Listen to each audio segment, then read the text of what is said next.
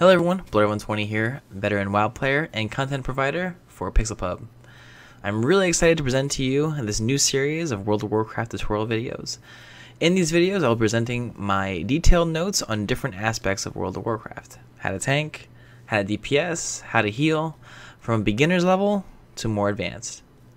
I work very hard to compile these thoughts into an easy to read format for all to use, and after the video is posted, I'll have the full detailed notes on pixelpubgaming.com under the forums in the World of Warcraft section.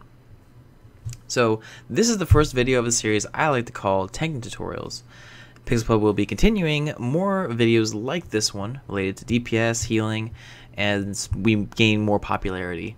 To make this more interactive though, I invite you all to visit our live streams and discuss what you think about these videos, get live answers, and join the PixelPub community. I also encourage comments below. I will do my best to reply. With that said, let's dive into World of Warcraft Tanking Tutorial Part 1, Introduction to Tanking. So, let me provide a little background on my WoW experience. I played since beta, server first 40-man Ragnaros kill, Blackwing Lair, BC Wrath, Kata raids, stopped a little after Mists of Pandaria, came back for Legion, and started up again with a focus on tanking. You can see footage behind me that I currently have all the tanking classes to level 100, except for the Demon Hunter, which will be released August 9th. I played all these classes and continue to push the top damage overall in my 5-man time walking groups, and have received various compliments on my tanking abilities by peers and raid leaders. So now that you're here, let's learn how to tank. So what is a tank? In my definition, a tank is a player role. This player role is built to generate threat on non-player character enemies, absorb damage, and protect the other roles, which is damage dealers and healers. So there are three main aspects of a tank in my opinion. So let's look at those. Number one being generate threat. So generating threat is a measured statistic that all classes have the potential to manipulate. Tanks produce the most threat due to the way that the role works. That's just how Blizzard made it. And here's how threat actually works. That is, each enemy can gain threat toward any character attacking it. Okay? The character with the most threat will receive the enemy's attention, and it will attack that character, the character with the highest threat. I hope that makes sense. So move on to the second thing, is very important, is tanks absorb damage. All players have hit points, HPs for short. Tanks have the potential of having the most HPs out of any other role.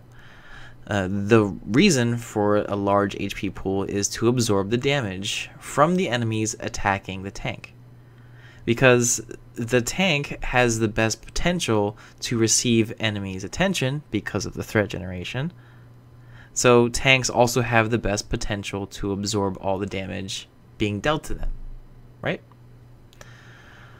All tank classes have different ways of absorbing and distributing or mitigating the damage being dealt to them, and I like to go into more detail in future videos, like how a monk does it or how a warrior does it. They do it very, very differently. So the third thing for a tank, it's very important, is protecting the other roles, the damage dealers and the healers. The tank's main objective is to prevent the death of other players by being the main focus of the enemy's damage. If the enemy or enemies are attacking the tank, then they're not attacking the other players, hence protecting them. So with all this explanation, I always like to follow up with a live example from gameplay. So let's change it to some footage.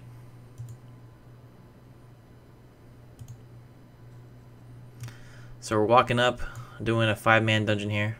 Let me give you some perspective on what's going on here. So as you can see, I'm in a 5-man group with me as a tank, a warrior tank, 3 damage dealers, and a healer.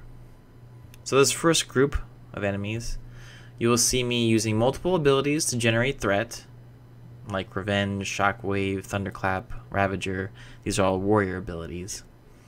And then also wants you to notice that the player portraits on the top left of the screen will highlight red or orange or yellow, depending on how much threat they have on a specific enemy.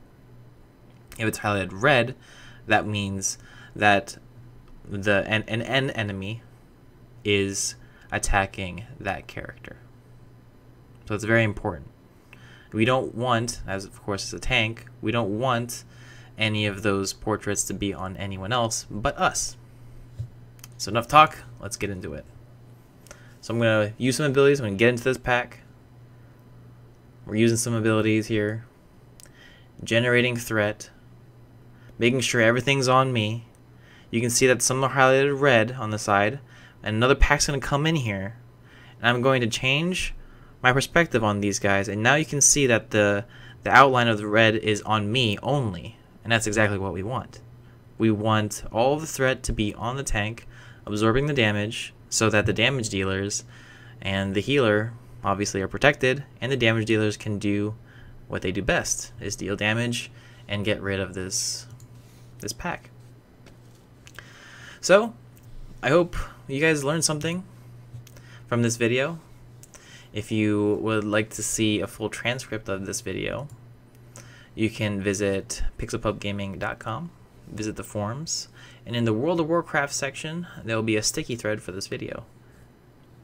In the next video, I talk about how to do the basics. The basics are how to generate threats, mitigate the damage, and protect the groups. So please leave comments below regarding this video, and I will do my best to answer them. Thank you for watching. See you next time on World of Warcraft tutorials.